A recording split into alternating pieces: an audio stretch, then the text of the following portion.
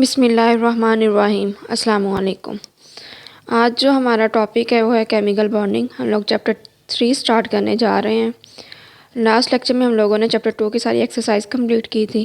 इसमें हम लोग देखेंगे इस चैप्टर में कि एटम जो है कैसे केमिकल बॉन्ड्स बनाते हैं, उनकी electronic configuration, octet rule, duplet rule, ionic bond, covalent bond, metallic bond, dative covalent bond या coordinate covalent bond, hydrogen bonding देखेंगे। कोवलेंट बॉन्ड रखने वाले जो कोवलेंट कंपाउंड्स हैं या आयोनिक बॉन्ड रखने वाले आयोनिक कंपाउंड्स हैं, उनकी प्रॉपर्टीज सारी देखेंगे। उनकी इलेक्ट्रिकल कंडक्टिविटी देखेंगे। उनकी देखेंगे कि कौन कौन से जो सब्सटेंसेस है वाटर में इजीली डिज़ोल्व हो जाते हैं, कौन कौन से नहीं होते। तो इसमें आगे हम चलते हैं। इसमें हम लोग देखते हैं सबसे पहला topic, Y do atoms form chemical bonds. जो एटम है केमिकल बॉन्ड कैसे बनाते हैं, इनको क्यों क्या ज़रूरत पेश आती है कि बॉन्ड बनाएं किसी दूसरे एटम के साथ, मतलब और कैसे बनाता है ये अपना पूरा इलेक्ट्रॉन देख के बनाता है या शेयरिंग करके बनाता है या पेयर ऑफ इलेक्ट्रॉन डोनेट करता है। तो ये हम इस चैप्टर में पूरी डिटेल के साथ देखेंगे। तो शुरू करते हैं अपना टॉपिक। सबसे पहले देखते हैं कि एटम बॉन्ड बनाता है कैसे। मतलब एटम जो है अपने आप को स्टेबल करने के लिए बॉन्ड बनाता है। एटम जो है स्टेबिलिटी की तरफ जाने के लिए बॉन्डिंग करते हैं अपने आप को। स्टेबिलिटी की तरफ जाने के लिए क्या ज़रूरत होती है, एनर्जी कम करने की ज़रूरत होती है। तो एटम जो अपनी एनर्जी कम करके स्टेबिलिटी की तरफ चला जाता है। तो ये है इसमें। इसके बाद जो है डुप्लेट रूल और ऑक्टेट रूल जो है वो ऑब्जर्व किया था। डुप्लेट रूल जो होता है वो होता है जिस तरह हीलियम है या हाइड्रोजन और हीलियम, ये दो एलिमेंट जो है फॉलो करते हैं। डुप्लेट रूल होता है न्यूक्लियस और ये आउटर मोस्ट जो शेल है उसमें 2 इलेक्ट्रॉन हो। डुप्लेट नाम से पता चल रहा है कि 2 electron in outermost shell, मतलब जिसके पास एक है वो एक और लेके 2 बना कर ले, या जिसके पास 3 है वो एक लूज़ करके 2 कर ले, तो वो स्टेबिलिटी की तरफ चला जाए। Duplet rule. और ये है duplet rule, the attaining the 2 electron in outermost shell.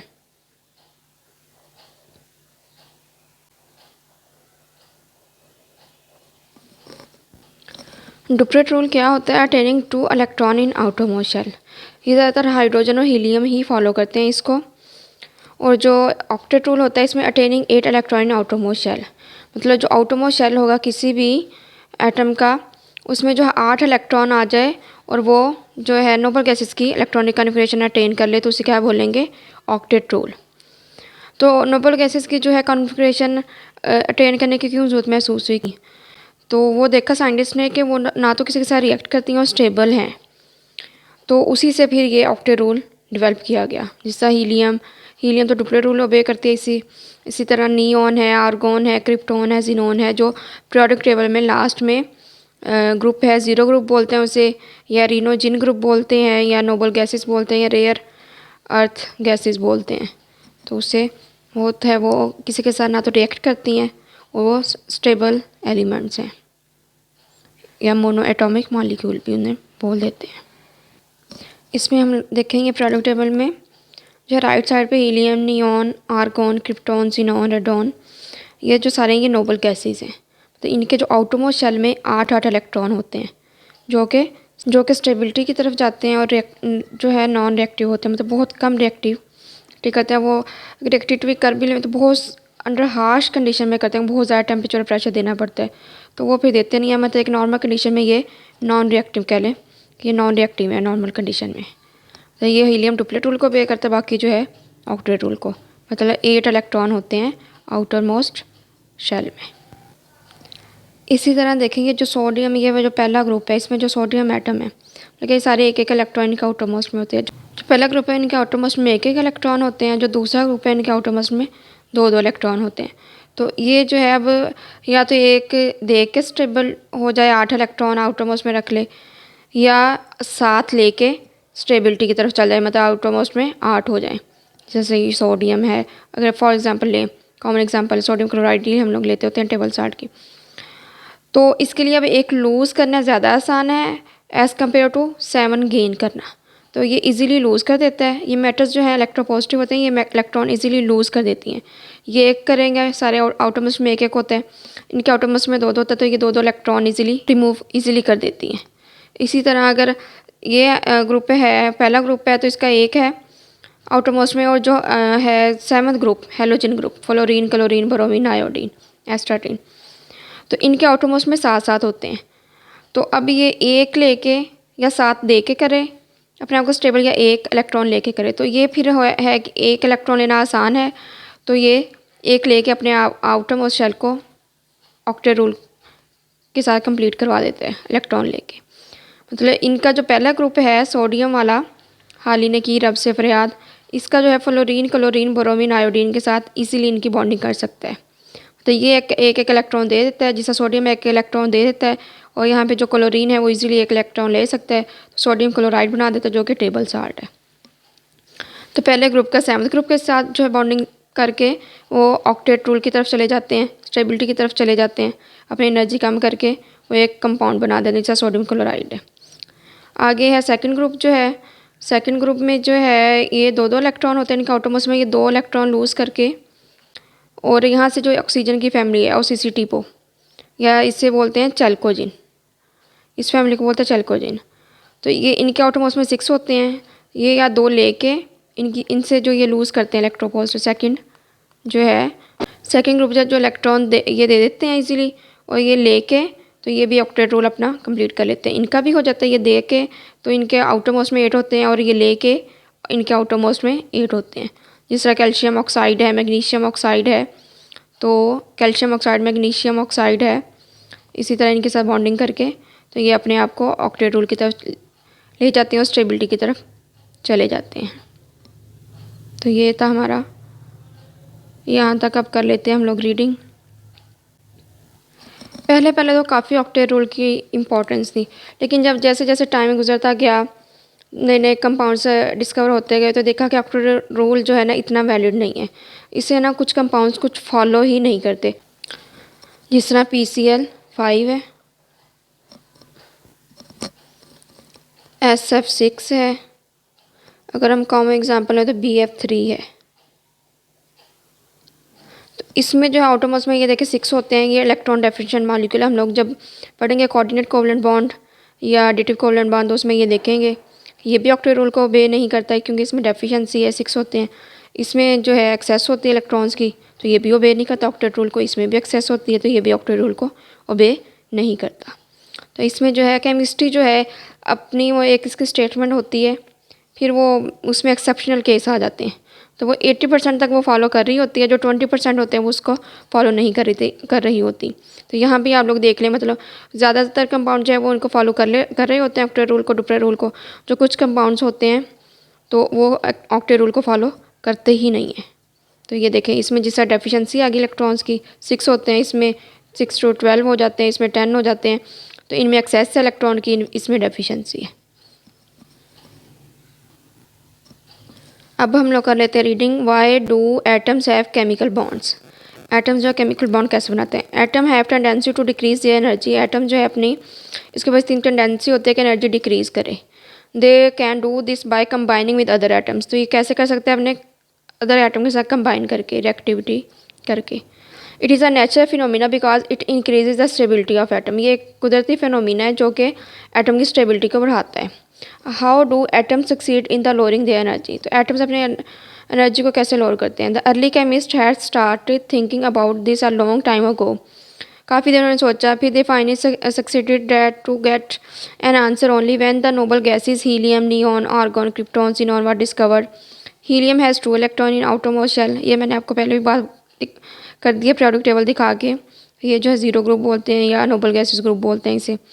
तो ये स्टेबल होते हैं, किसी के साथ रिएक्टिविटी नहीं करते।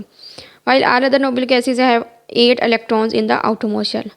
जो हीलियम है ये इसके आउटरमोस्ट में 2 होते हैं, और जो जितने बाकी होते हैं इनके आउटरमोस्ट में 8 होते हैं। We also know about these gases that neither their atoms combine with themselves और नॉर विद अदर एटम्स। तो ये हम उन लोगों ने फिर देखा कि ये अपने आप एक दूसरे के साथ भी रिएक्टिविटी नहीं करती और अदर एटम्स के साथ भी रिएक्टिविटी नहीं करती। वो बहुत रेयर केस होता है, जिस तरह बहुत ज़्यादा टेम्परेचर और प्रेशर अप्लाई करें तो फिर रिएक्टिविटी करती हैं। तो वो आम जो नॉर्मल स्टेट होती है उसमें ये एक स्टेबल एलिमेंट ही के तौर पर ही रहती हैं। The probable reason for this lake of reactivity was there stability. तो जिनकी रिएक्टिविटी थी नहीं, तो उसकी वजह क्या थी? स्टेबिलिटी थी। It was suggested that these gases were stable due to the presence of 2 electrons in helium and 8 electrons in the outermost shell of the rest of the gases। मतलब बाकी जितनी भी गैसें उनके outermost shell में कितने? 8 electrons। This give rise to principle that having 2 electrons for hydrogen and helium which have only the first shell। तो इनके पास एक एक शेल होता है, तो उसमें वो डुप्लेट रूल को यही दो एलिमेंट्स ओबे करते हैं। और 8 electrons in the outermost shells means stability hence the unreactivity as well। मतलब जब 8 इलेक्ट्रॉन ले लेगा तो वो स्टेबल हो जाएगा, रिएक्टिविटी नहीं कर सकेगा। तो this principle was named as duplet और octet rule. This discovery of duplet और octet rule was followed by an other similar suggestion that atoms forms bond. मतलब फिर वो इसी ये उनसे भी सिमिलर हुआ जैसे एटम जो है बॉन्ड्स बनाते हैं। तो because they would like to lower their energy by completing their duplet और ऑक्टेट। तो ये अगले दूसरे एटम्स के साथ केमिकली कंबाइन होकर डुप्लेट और ऑक्टेट को फॉलो करते हैं और अपनी एनर्जी लो कर लेते हैं अभी भी। For example for sodium atom it is easy to lose 1 electron. Sodium atom के लिए ये ईजी हमने देखा है कि वो पहले ग्रुप से बिलोंग करता है, तो उसके लिए इलेक्ट्रॉन लूज़ करना ज़्यादा आसान है। और वैसे भी मेटल्स है तो ये इलेक्ट्रॉन लूज़ ही करती हैं मेटल्स, पहले ग्रुप और सेकंड ग्रुप है। तो पहला ग्रुप है तो उसके आउटरमोस्ट में 1 इलेक्ट्रॉन होगा, तो वो इजीली 1 इलेक्ट्रॉन लूज़ कर देंगे। Stabilize itself then to gain 7 electrons, या 7 इलेक्ट्रॉन गेन करके हम लोग स्टेबलाइज कर लेंगे।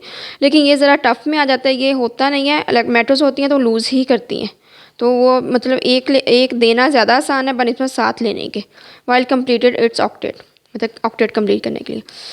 Sodium atom therefore adopts the energetically easier path and lose its electron to form bond. तो सोडियम जो है अपना जो इजी पाथ लेते हैं वो क्या करता है, इजी पाथ इसका क्या है कि इलेक्ट्रॉन लूज कर देता है बॉन्डिंग के लिए। In the same way it is energetically favourable from hydrogen atom to lose 1 electron to become a proton. तो हाइड्रोजन के लिए भी ये ज़्यादा ईजी है कि वो इलेक्ट्रॉन लूज कर दे, प्रोटॉन बना दे, और gain 1 electron to become a hydride ion. अगर इसके लूज़ कर देगा तो प्रोटॉन बना देगा, तो ऐसी बात इलेक्ट्रॉन चला गया तो उसका कोई शेल ही नहीं होगा, तो वो प्रोटॉन रह जाएगा बस एक। तो अगर उसने एक गेन कर लिया तो हाइड्राइड आयन बना देगा, डुप्लेट रूल ओबे कर लेगा यहाँ पे। In the latter case it completes its duplet. तो लेटर केस में ये डुप्लेट रूल को ओबे कर लेते हैं। मतलब ये देखें, अगर प्रोटॉन का हम लोग देखें, प्रोटॉन का देखें तो जस्ट वो पॉजिटिव होगा, तो हाइड्रोजन शेल होगा नहीं क्योंकि इलेक्ट्रॉन लूज हो गया। अगर यही हम हाइड्राइड आयन का देखें, ये न्यूक्लियस है, यहाँ पे पॉजिटिव और यहाँ पे 1 इलेक्ट्रॉन था, वैसे नॉर्मल में होते हैं, इसमें 2 आ गए, तो ये डुप्लेट रूल को तो ओबे कर लिया, और किस में कन्वर्ट हो गया? हाइड्राइड आयन में। इसी तरह जो सोडियम है, सोडियम का हम लोग देखें तो इसके ऑटोमोस, ये पहले ग्रुप से तो ऑटोमोस में 1 इलेक्ट्रॉन होगा, तो 1 इलेक्ट्रॉन जो है इजीली रिमूव कर देते हैं। और मेटल्स आमतौर पे जो है इजीली इलेक्ट्रॉन रिमूव करती हैं, ये गेन करने की इनमें एबिलिटी नहीं होती, ये लूज़ करने की इनमें एबिलिटी ज़्यादा होती है। तो इसका एटॉमिक नंबर 11 है, तो ये आप टोटल कर लेंगे 2 और 8 10 और 11। तो मास नंबर तो 23 है, तो वो प्रोटॉन और न्यूट्रॉन आ जाएगा।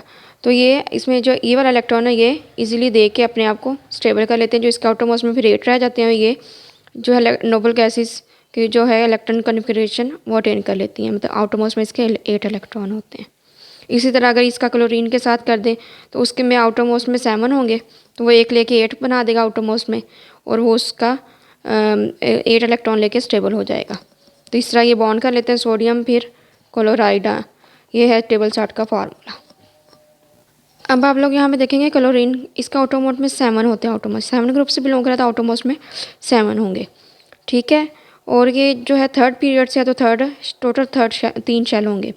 तो इसमें जो है ये जब सोडियम दे देता है तो ये एक ले लेता है, तो इसके आउटरमोस्ट में 8 हो जाते हैं, जो कि ऑक्टेट रूल को फॉलो करने लग जाता है। इसमें ये जो पहला ग्रुप है इसे अल्कली मेटल बोलते हैं, पहले ग्रुप को अल्कली मेटल्स बोलते हैं, सेकंड ग्रुप को अल्कलाइन अर्थ मेटल बोलते हैं, ठीक है। और इससे बोरॉन फैमिली, कार्बन फैमिली, ये बाकी जो ट्रांजिशन है इनको निकाल दें, ये नाइट्रोजन फैमिली, ये ऑक्सीजन फैमिली, फ्लोरीन फैमिली, ये हैलोजन है, फ्लोरीन फैमिली को बोलते हैं। ये नोबल गैसेस बोलते हैं, या रेयर गैसेस, या zero group gases, zero group elements. इसमें देखते हैं alkali and alkaline earth metals are therefore expected to be electropositive metal, मतलब मेटल इजीली इलेक्ट्रॉन लूज कर देती हैं तो इलेक्ट्रोपॉजिटिव बना देते हैं, which will form bonds with electronegative elements of 6 and 7 groups. तो वो मैंने पहले भी दिखा दिया था, जो 7th ग्रुप हैलोजन के साथ जो है अल्कली मेटल्स बना देती हैं और जो 6th ग्रुप के साथ अल्कलाइन अर्थ मेटल बना देते हैं। इनके पास 2 इलेक्ट्रॉन होते हैं मतलब वो आउटरमोस्ट में, तो वो ईजिली लेके ये आउटरमोस्ट में इनके 8 हो जाते हैं और इनके ले के 8 हो जाते हैं, इनके दे के 8 हो जाते हैं। इसी तरह अल्कली के एक दे के 8 हो जाते हैं और इनके ले के 8 हो जाते हैं।